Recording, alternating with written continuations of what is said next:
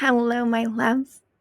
You might have noticed something new here. We are now the Soft and Savage podcast, and I feel like that is so fitting to celebrate the 31st year that has passed and stepping into my 32nd year and celebrating with all of y'all with the rebrand of this podcast and just the whole shift of it. Like, what I want to share in this episode today is the secrets and the behind the scenes of this whole quantum leap year. This is the year that I've made more money than I knew that I could in the time period. Like, I always knew in my soul that's what was meant for me. And I know this is just the beginning, but I felt like I was chasing my tail for so many years since moving back to America. And it just happened. I found the love of my life that I'm going to spend forever with. I am with the most extraordinary friends on the planet that I've been praying for. I'm in the best shape of my life. And it's one of those years. And, those years where you're like, oh, you're that girl. And I want to say this. I wanted to share this stuff for anyone that feels like they're stepping into their 30s or they're in their 30s and they're feeling like they're behind and they're feeling like they're chasing their tail and they feel like they're running out of quote unquote time and they need to hurry up. And it's such a problem because they thought they would be somewhere by now. And just share like how this really unfolded so that you can be inspired to do that and you can have some tools to do that. I don't have any notes on this. I'm just going to riff with you guys. I got my cacao here. So grab your cup of coffee, grab your cacao, grab your tea, grab whatever it is that you want to curl up with just to have a little girl chat about this year and the truth behind it, because it really wasn't the easiest year. Although there's all these rewards and there's all these things, there was a lot of heartache. There was a lot of expansion. There's a lot of experiences that got me here. And that's one of the first things is, if I look at and I reflect on this last year, there's so many failures you guys didn't know. But that's why I finally had success. Because I looked at my life and I feel like I saw all of my 20s and all the trauma that had happened and all these big things that had happened is just like I healed it, I guess, but it still felt like it was just something dragging down my personal power and dragging down the bigness that I knew I was supposed to be and the boldness I knew I was supposed to step into and the bravery and the type of love and the type of conviction and the type of authority that I knew in my soul I was supposed to be having, but I wasn't yet stepping into. And this last year was really me stepping into my womanhood. And for years feeling like I was chasing my tail, like especially since being back in America after moving back from Thailand, I just felt like I don't belong anywhere. It didn't make sense. I felt like I was doing everything wrong. I felt like I kept putting my heart out there and it was getting smashed. I kept going out and doing these things and I kept like being weighed down by these failures. But when I actually looked at them, I realized I wasn't really going all in. I was playing it safe. I was playing convenient. I was playing with whoever was the first one to give me attention. I wasn't setting this standard of this is the woman I am and this is the only thing I'm going to find acceptable. And I don't care how many times I have to say no to something and I don't care how long I have to wait. I know the feeling I have about my life and I'm not willing to settle anymore. That's how I felt about this year. It was something last year when I was sitting there and it was September and I had sold everything I owned and I moved to Florida and had everything I owned in a car. I knew absolutely no one in the city. And then my birthday came around and I knew one person and I had been on a few dates with this other guy and I was like, what am I going to do for my birthday? But I knew I wanted, it was just a fire in my belly. Like I knew in that car ride here, like moving here was going to be magical. This year was going to be extraordinary. And I was willing to go all in and I was willing to experience all that life was going to hand at me so that I could create something I was so proud of, so that I could be the type of woman that I was like, who wouldn't love you? Why wouldn't you have the most extraordinary friends on the planet? Why wouldn't people choose you to mentor them? Like, why wouldn't you? I became that version of myself that it became so silly to me that having any type of self-doubt would be there. And so I started to curate these things. And so when I first moved here, let's do a whole little timeline of my journey here. So when I first moved here, that birthday, like I had no one to celebrate with. I was sick as all heck. But this guy that I had been on a few dates with, he took me out for my birthday because he wanted to celebrate me. And I had no friends. I had one friend, and she invited me on a boat the next day. And that's when I met a whole bunch of my friends that are my friends now. And it's just so funny to now fast forward, because I remember I was just hiding so many parts of myself. I was hiding the fact that I had no idea how I was going to pay my rent. I had no idea what the heck I was going to do, because I had no money. I had no family. I had no clue about this city or what to do. I just had this drive, had this vision. So I was networking my ass off. I was putting myself out there. I was annoying the heck out of everyone to get coffees so I could find my friends and just be bopping around and doing all these things. And it was just this time of my life that I look at and I'm like, how the heck did she have so much energy? And it worked. And maybe right now you have that feeling. Maybe right now you're like, I feel like I'm a little bit worried because I'm in my 30s and I feel like I'm at a choice point, and I'm feeling like I don't know, but like I also know what my life is supposed to feel like, and I'm not doing it. And maybe you have to do something fucking radical. Maybe you have to do something like up and move. Maybe you have to do something like say no to literally everything around you so you can become the version of yourself that you want to be. And you have to take risks to do that. If I look back at this last year, it was just a huge risk of, I'm going to put all of me on the line, because I'm literally I have no other options. So I might as well actually go all in this time. And I started to look at a whole bunch of areas. The first one being, who am I surrounding myself with? And that was my friend group. And I really wanted to stop drinking. I really wanted to stop spending all my time eating and drinking, all my money eating and drinking. I wanted to pick healthier habits. I wanted to just be a little bit softer, be a little bit more me, be who I wanted to become. I didn't yet know who that was, but I knew it was a softer version, more feminine version, soft and savage. I'm very good at being savage, but the soft part of me, it keeps coming out. It keeps wanting to come out, but like I also don't know how to express it because I'm afraid of it, and I felt it was weak and all these things, but I knew I wanted to express it. And so I started to look at my friendships, and I was very, very intentional about, how they spent their time, who they were, entrepreneurial, sober, healthy relationships, or on the pathway to healthy relationships, things like that. And just very, very, I set very high standards for myself.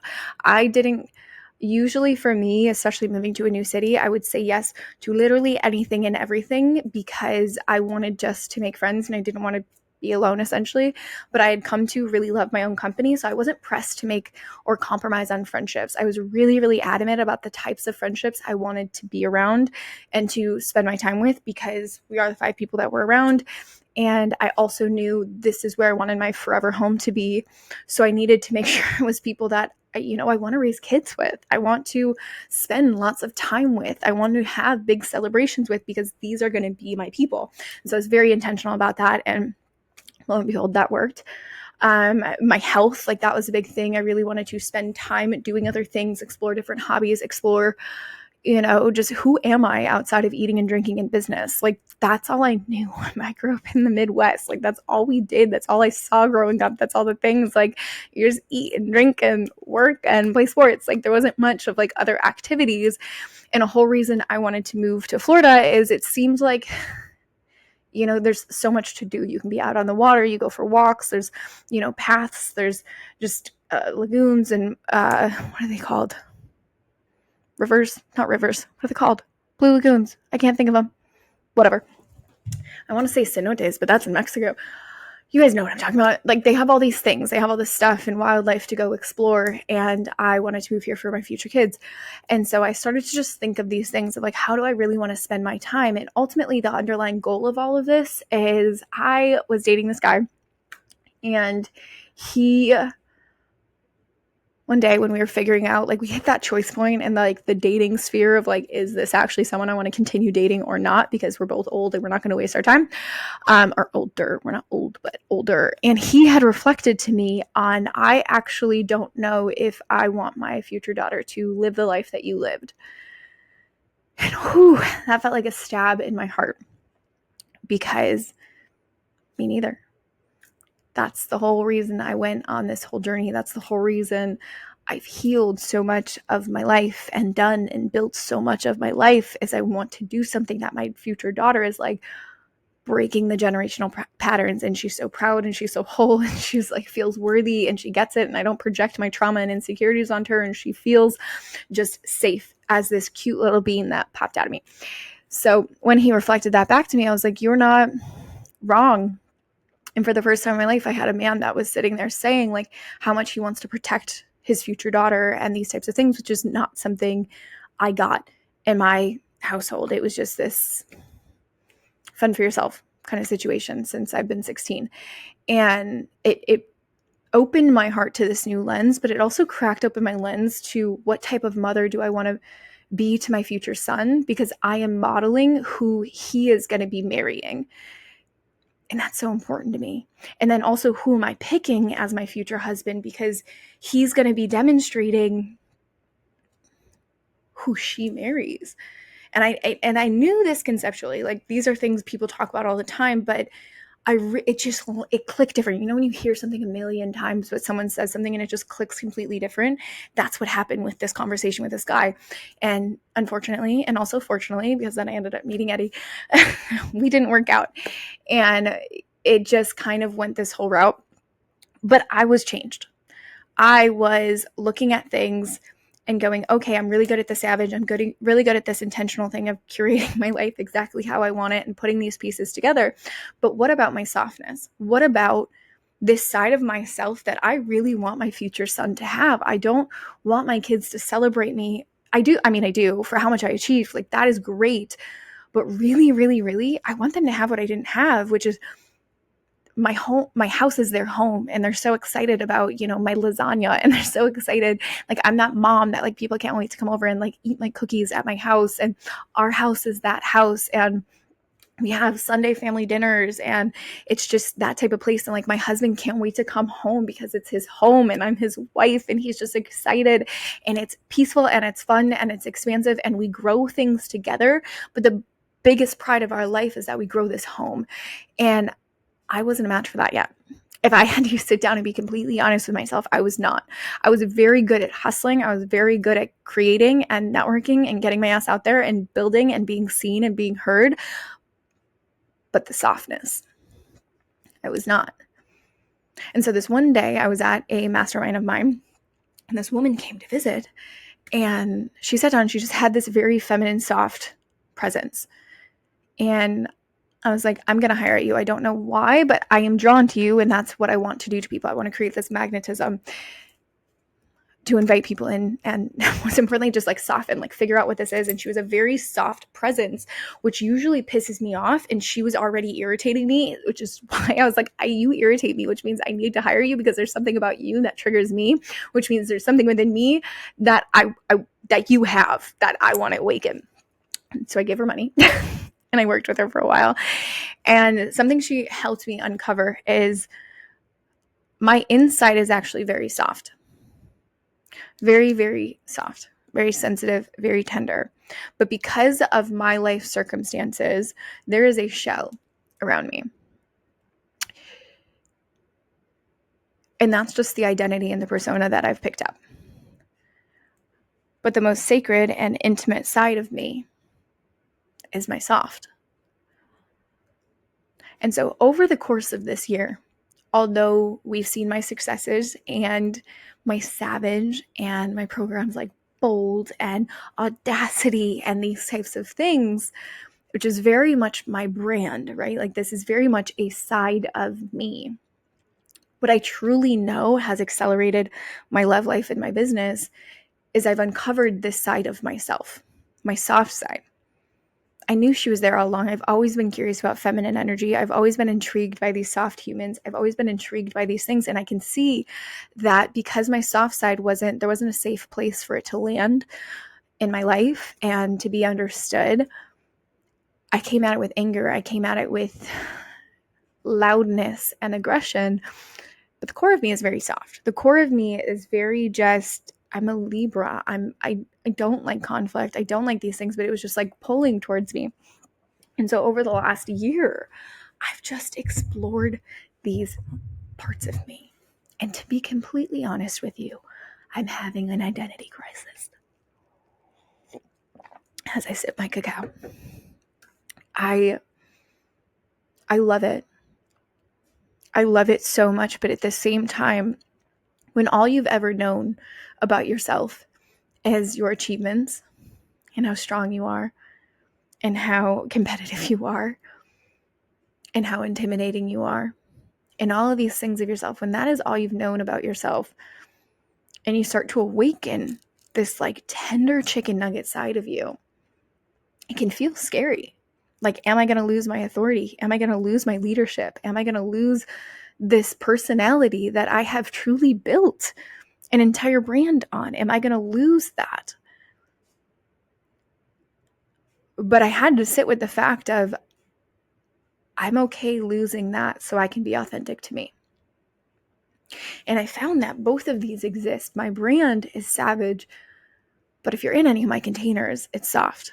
It's a blend of the two, hence the podcast. It's all these things. If you're not in my relationship, but hey, Yeti, if you're listening, in my relationship, it's like this external thing that in my relationship, I am literally a tiny little goofball with lots of feelings. I'm like very feminine and very playful and very sensitive. And it's my favorite version of me. And I truly know this is the reason why this quantum leap has happened, because I found my authentic code. I found a version of me that I thought I would get from a relationship, or I thought I would get from the bank account, or I thought I would get from the body. But I realized I got all three of those because I found my authentic code prior to that, right? I didn't find my man until I started to just be completely liberated in who I was. I didn't have a takeoff in my business until I just started being myself online and talking to you guys without putting on a show, without acting like anyone, without doing any things. It's just me. I started to get in the best shape of my life when I stopped cutting out the bullshit to do things because I didn't know how to be alone, or I didn't know what else to do with my time, or I didn't know these type of things. Like when I really, really got into what brings me joy, what brings me peace, what brings me the source of love and energy, and I studied. And then it's swinging this other way of, okay, so how to balance the savage, right? Like really just, how do I keep that alive in the presence of the softness? How do I keep moving forward and building the momentum? And that's what I'm doing. Because if I really look at my life, softening is what I wanted all along. Something I didn't even know, but if I look back and I reflect, of course I did. Look at the pre-housewife era movement. To find an alpha husband that can out-alpha my alpha, that's the thing I've been saying the whole time. Because when you find someone that can out-alpha your alpha, it means you finally get to relax, because it's someone that actually knows how to protect you. It actually is someone that you can't be too much for. Right? And automating and scaling my business so I can have time freedom, so I can actually relax, so I can sleep in until 9 and not feel guilty about it, so I can do these types of things. Like my whole life has been around, how can I soften and how can I actually be more feminine? I had no clue. I thought it was about hustling. I thought it was about grinding. I thought it was about achievements. I thought it was about the next 100K and all these things. But really, it was about just how safe can I be in the presence of my life, and how soft can I be in the presence of being here? You know, how can I stop trying to chase these deadlines and stop trying to chase these things so that I can ultimately sit and have them? Plot twist of the century, right? This is the thing that I think so many of us, when we're going about and we're doing these things and we're trying to achieve the thing, we're trying to get the quantum leap, we're trying to do the things, versus how soft can I be in the presence of achieving these? How soft can I be in going about this journey of exploring my life and understanding who I am and becoming the woman that I said I am? Because that's really what it is I started to do these things. I started to explore my softness. I started to explore my savage. I started to explore what's my actual identity and who do I want to be and how do I want to do these things and what do I actually want my body to look like versus what society tells me it's like. What do I actually want to do with my spare time versus what I've been doing with my spare time? Who do I actually want to be in partnership versus what I think will look good on a fucking resume or in a picture stack. Like, what does that actually look for me? And then am I a match to that? Am I actually that woman for it? Am I actually a match for the future household I want to run? Am I actually a match for the future business that I want to run? Am I actually a match for the husband that's going to lead me there? I had to be honest about those things, right? And that's why I say when I look at my last year, I really stepped into my womanhood because I stepped into my standards. I stepped into, the softness of my standards first, but I really did rise to here's what I'm available for, here's what I'm not. And really, really protecting my energy more than anything. I can look at let's reflect on the last 5 years of my life. It wasn't me protecting my energy, it was me protecting my reputation. And this year, it was really just like, okay, I now get my blind spot. I now get who I am. I now get what I want, and I get who I need to become. I need to protect my energy more than anything so I can achieve these things. I need to set my standards, set my boundaries, set my things. And so, yes, there's that soft side of me. But now that I had that soft side, I had to set the standards that matched it. And I know I'm going on a tangent here, but stick with me. And so the soft side of me, that was one side of thing. The other side, the other thing that really helped me achieve all the things, right? I said I was going to fall in love. I said I was going to be multiple six figures. I said I was going to be in the best shape of my life. We did it. The other thing that I did is I set a new standard of my life because I reflected on, the future mother in the household and things.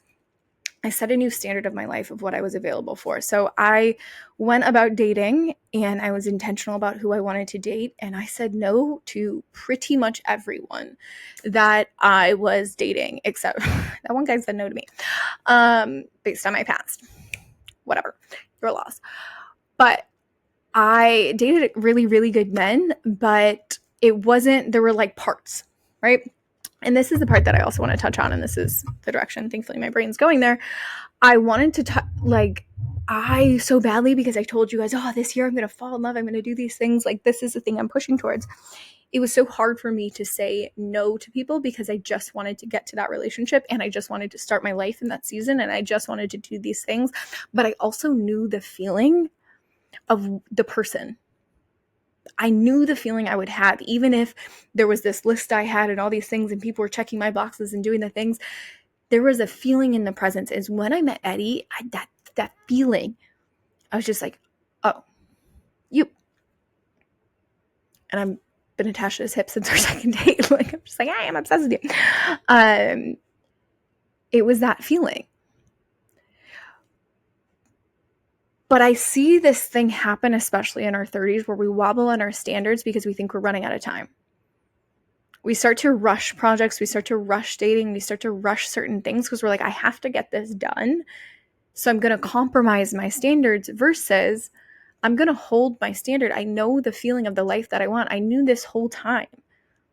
These are the types of clients I want to work with. This is how I want my launches to feel. This is how I want my branding to feel. This is how I want my relationship to feel.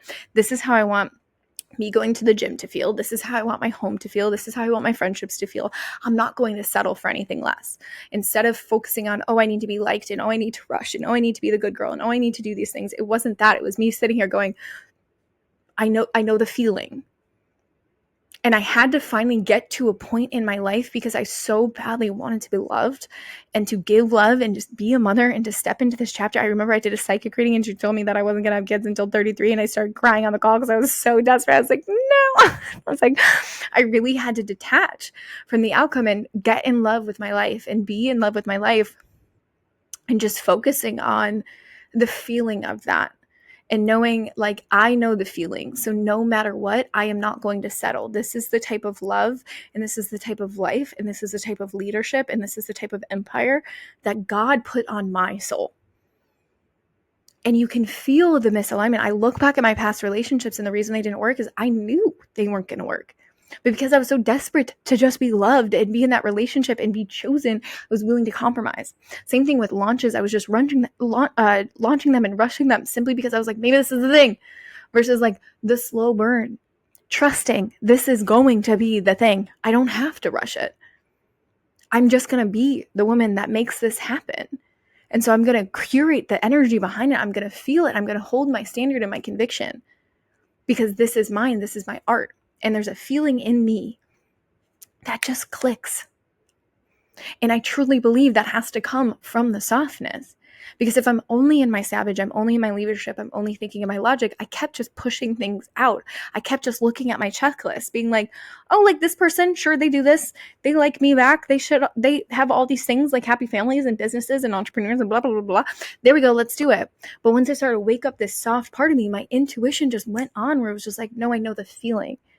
And so I'm okay with saying no to so many situations, so many things, so many friendships, so many men, not so many men, let's not say that, but a good, a good enough amount to know that I knew the feeling with the one that I do have, no to certain types of workouts, certain types of food, certain types of things, certain types of activities. It was just like, I'm saying no now because I'm so selective. And I say this carefully because there's some of you that say no way too much and you need to actually expand these things. And I was one of you.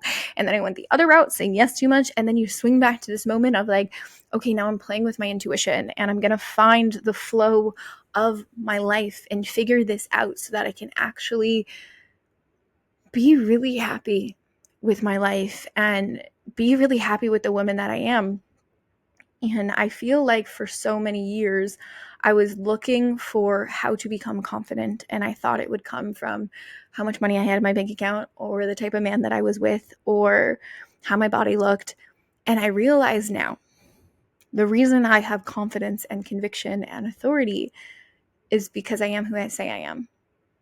There is nothing I am doing that is out of alignment or out of integrity with the woman that I tell you guys to be. And how to align those things. I'm very honest with how I am. There's certain things I have hiccups in my relationships. There's certain things that I have hiccups in my life, like in my food, in my business. Like there are things, and I talk about that with you guys, and it's the human expression. And I talk about, being bold doesn't necessarily mean you're not flawed. Like I'm a very flawed human being, and I love that about myself. That's part of my brand. And I think it was just owning all of that, where it's like, I don't have to be perfect. I don't have to curate this image of perfection online like I see so often. And I don't I just don't have to do all these things. I just have to show up and be exactly who I say I am, which means I'm not drinking, which means I'm not engaging in bullshit activities on dates and things like that, which means I'm not doing things and I'm not serving my friends and doing I am exactly that. I am exactly who you guys get. This is who I am in my real life. And that feels so freeing. That is something that I think a lot of us get misconstrued as we go on this journey of I have to pretend, or I have to build this, or I have to, quote unquote imposter syndrome. I have found that the softer I got, the more intentional I got, the more I embraced failure, the more I embraced imperfection, the more I actually stuck to my word and made my word law and built up this zone of just I really do trust myself to always figure it out. I found confidence. I found it because I held the standard, because I'm not willing to dip below it with anything. I'm not willing to take the fast route just to get a quick result. I'm not willing to cut corners. I'm not willing to just do things that we see far too often in this freaking world that we can do all that stuff in. I am who I say I am. And honestly, now that I say that out loud, I feel like that's the secret sauce for this last year. I really became the one. I really, really became the version of me, the little girl that I always wanted me to be. I kept my word with every single thing. And I was convicted in that. And I was afraid of it. And I had to dismantle all of, the shitty words people have said to me in my head, and all of the disgruntles and questions and abandonments and rejections and shit that people have said, to really, really being this version of myself that I'm proud of. And I want that to be your goal. I want that to be the thing that you strive after this year. It doesn't matter about all this stuff. For so long, I thought 100K was going to be the thing that made me happy. For so long, I thought The man and the bank account and the business was going to be the thing that made me happy. But the things that make me happy,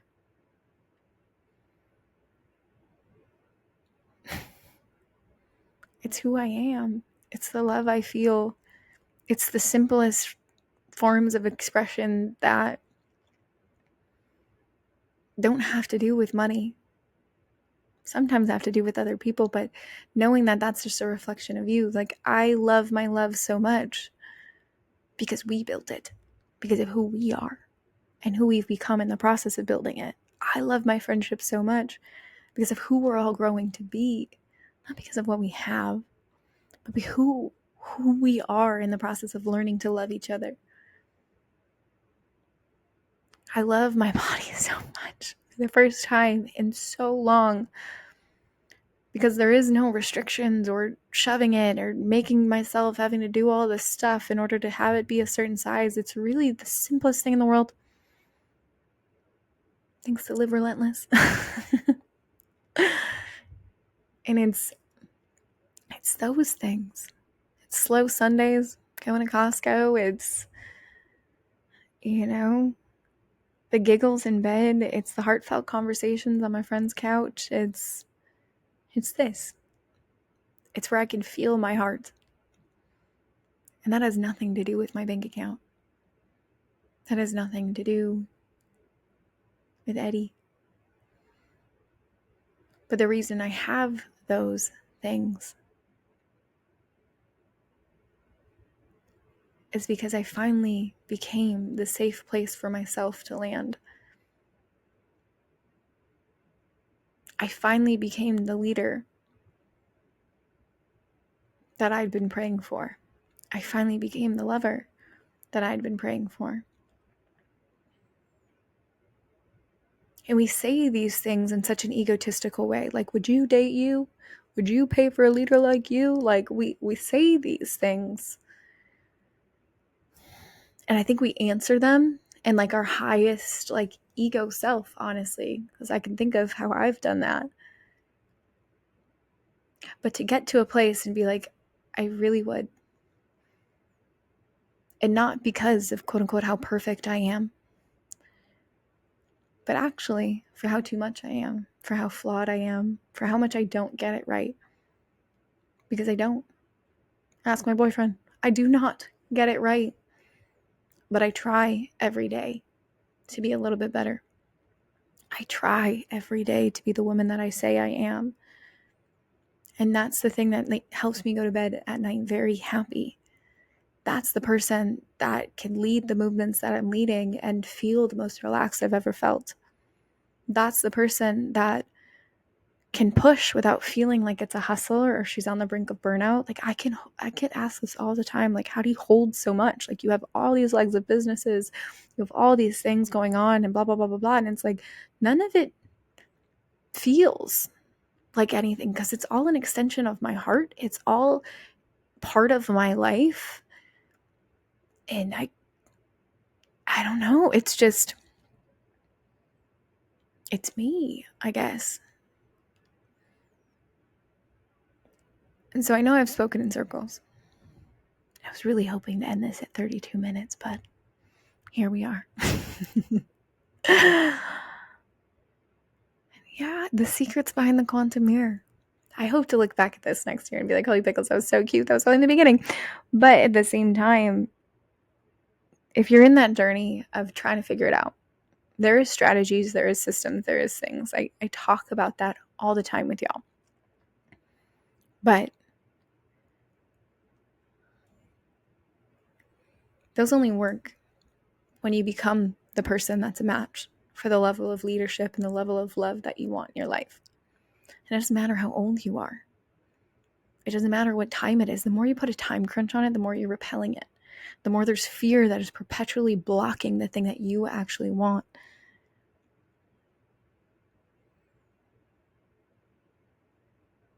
And so instead of focusing on the how or the timeline, start focusing on who you need to become in order to make that happen. And are you really embodying that every single day? If your child was born right now, Would they be proud of the woman that you are? The version that you are, do you want your future son to marry that? Would you be so proud if he brought you home? Because that's the thing that shocked me awake, because yes, I wasn't living as bad as I once was. I wasn't doing any of the things that I once did, but I was cold and I was rigid and I was argumentative and I wouldn't compromise much. And I thought money was the only thing. And if my son brought that home, I mean, obviously I would love her because he loves her, but like, that isn't what I would want. I would want a both and. I'd want a soft and a savage because I want them to change the world together. But I want that to start in their household together. And so the way that my life has transpired over this last year, I mean, there's plenty of episodes telling you exactly how, between pre-housewife era, soft and the savage, and personal branding, those are the core that's the how, right? But the reason those worked is who I became. I cracked that shell. I wanted to for so long. And I had to overcome the fear of that being too much or too weak or too soft, or I would lose parts of myself. Like, the more softer I became, the more savage I became. That's the plot twist of the century with it all. And so go on this journey, crack the egg for yourself, show yourself that, you are who you say you are. And you're going to be all parts of yourself, because when you fully liberated, you could fully feel this side. Oh my goodness, it only gets better. Life gets so juicy. You get to receive love. You get to feel the type of love you've been praying for, not just have the relationship, not just have the man that looks nice on paper, but you can receive his love. What a gift. That is far greater than any bank account I could tell you. Like, to be able to feel Eddie's love, to be able to feel this relationship. I don't think I've been able to feel a relationship like that before. To be able to feel the love for my clients, to be able to feel the numbers in my bank account, not just celebrate them like I got an A on a test at school, but like to feel what it feels like to have money. Like, all of these things, and to have it in the way that I don't trade time for money. Like, I did exactly what I said I was going to do. Like, that version. I want you guys to get there. And so focus on, as what's his name says, the who, not the how. That's my 30 behind the scenes 32 secret for the Quantum Leap year, baby. And there's going to be so much magic that comes with this Soft and the Savage podcast around all these things. It just feels so fitting, doesn't it? It just feels so beautiful. So by all means, subscribe, like it, give it the follow, share it with a friend. It means the world. And if you want to give me the best birthday present on the freaking planet, write a review and invite all your friends to write a review. Be like, oh my goodness, I love this human so much. Please write a review for her so we can give her the best birthday present on the planet. It would mean the world. So thank you. I'm going to go celebrate. I don't know what I'm doing. It's driving me nuts because I don't know what to wear. But I know what I'm doing tonight. Being surprised for like the next week, and I'm so excited. So tune into my Instagram stories if you're there. If you haven't already, my Instagram is it's Laura Patricia Martin, so @ITS Laura Patricia Martin, and come join me along for my next dance around the sun to celebrate 32. I'm feeling some big things happening. So come hang out there, and I will see you on the other side.